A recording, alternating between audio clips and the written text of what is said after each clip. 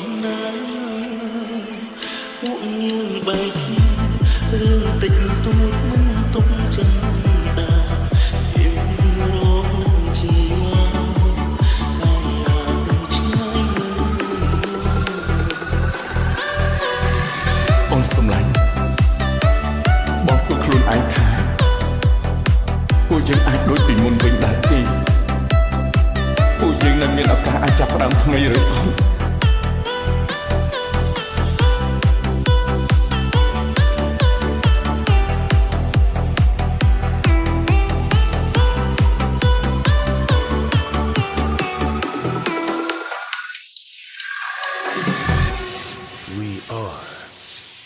Family TSRC Team វាងងឹតហើយសង្សារអើយអូនខ្លាចណា